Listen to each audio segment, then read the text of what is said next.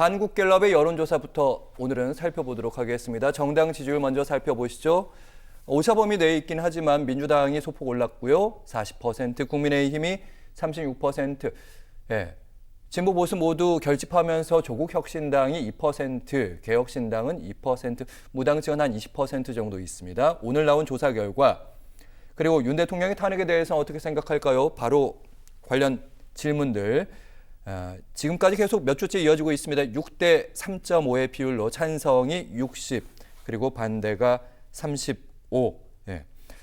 보니까 이제 헌법재판소가 지금 일정을 다음 주는 다 비웠더라고요. 다음 주 금요일에 선고가 나지 않을까? 다음 주 금요일까지 이제 뭐 비워놨죠. 그래서 아마 17일까지 비워놓는 거 그럴 겁니다. 맞아요. 그래서 예. 14일이 다음 주 금요일인데 14일이 아마 D-Day가 될 가능성이 많다. 이런 예측들이 있는데 지금 다들 촉각을 곤두세우고 있죠. 과거와 달리 헌법 연구관들이 숫자가 많이 늘어났거든요. 비법률가들도 많이 있습니다. 이러다 보니까 뭐 지금 헌법재판관에 누구는 각하 의견이다. 누구는 또 기각 의견이다. 그리고 4명은 확실한 인용 의견이고 1명은 아직까지 의사표시를 하지 않는다. 뭐 등등 온갖 그 루머가 막 나무를 해요. 맞아요. 그런데 예.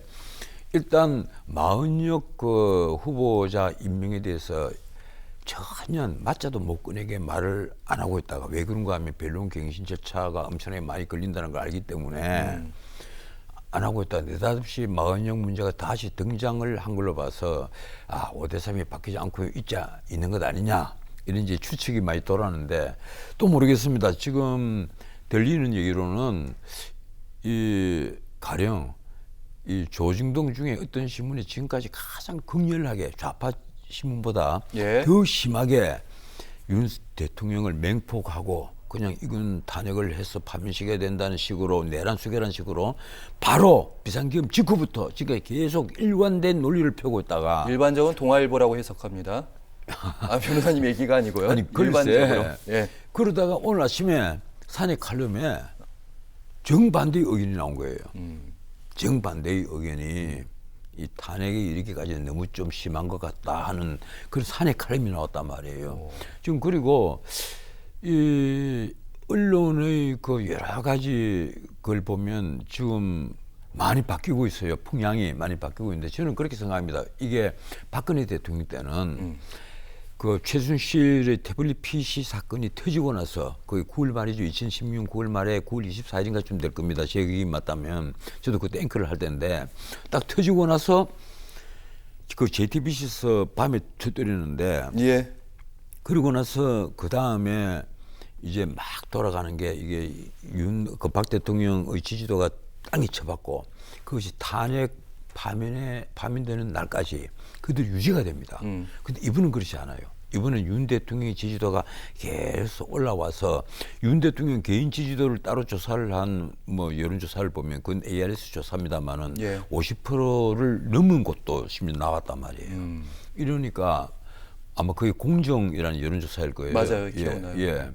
그랬으니까 일반적으로 거의 한 6대4 개인적인 여론조사를 보면 가령 지금 탄핵 찬성이냐 반대냐 갤럽은 60대 35인데 예. 이번에 그 찬성이 1%또 1%포인트 올랐어요. 그런데 지금 MBS는 56대 37 거의 비슷비슷해요. 예. 그러니까 30% 후반대가 반대를 하고 있다. 이러면 사실은요.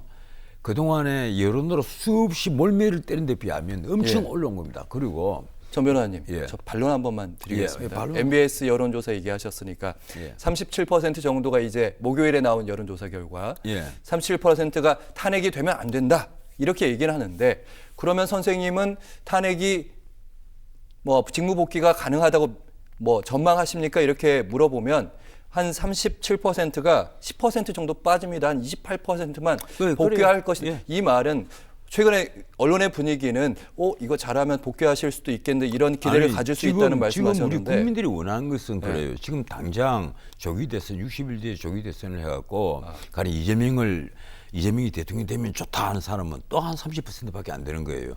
쉽게 말해서 국민들이 원하는 것은 차제에 이왕이면 조금 시간적 여유를 가지고 그 개헌도 하고 이래서 다시 정상적인 국가 통치 구조로 가자. 지금 이번에 5년 단임제는 이제 할 만큼 해봤는데 좀 지나치다. 이것이 일반적인 이제 국민 여론이라고 합니다. 이러니까 예. 지금 여야에서 원로들이 다 모여가지고 개헌에 동의해라. 근데 딱 동의하는 사람이 한 사람 있어요. 그게 바로 이재명 대표입니다. 절대 동의하지 않죠. 권력이 바로 자기 눈앞에 와 있는데, 그리고 한번 생각해 보세요. 지금 공직선거법 위반 곧 선고납니다. 예. 그런데 선고나더라도 대부분까지는 또 3개월 정도 시간이 있잖아요. 이러니까 그 안에만 대선이 치러지면 자기는 언제든지 모든 자기 사법 리스크를 탈탈 털 자신이 만만한 거예요. 아, 나한테 5년간이나 시간이 주어지는데 내 사법 리스크 다 털어버린다. 응? 법을 다 바꾸서라도 다 털겠다. 우리가 바로 우려하는 게 그런 겁니다. 알겠습니다. 바로 우리가 이재명에 대해서 우려하는 게 자기 자신을 위해서라면 무슨 일이든 할 수 있는 사람 아니냐, 이런 의심을 아직도 버리지 못하고 있는 겁니다. 알겠습니다. 이래서 나는 요사이 그 이재명 대표가 나는 중도 보수다 이러면서 심지어 뭐 세금도 깎아주겠다, 특히 상속세 이런 거 깎아주겠다 막 이러고, 깎아준다는 말이 상속세 공제 범위를 넓히는 거예요. 전 변호사님 거기까지 가면 다음 아이템을 저희가 다루겠습니다. 알겠습니다. 방금 전에 드렸던 제 질문은 최근에 언론뿐만 아니라 분위기가 조금 윤석열 대통령 쪽으로 바뀌고 있는데, 최근에 여론조사 보면 또 탄핵이 되지 말아야 된다 이렇게 당위를 주장하는 분들보다 그 분들 중에서도 탄핵이 될 수도 있다 이렇게 생각하는 분들이 좀 더 늘어난 것이 아닌가, 이런 부분에 대해서 제가 질문을 좀 드렸던 거고요.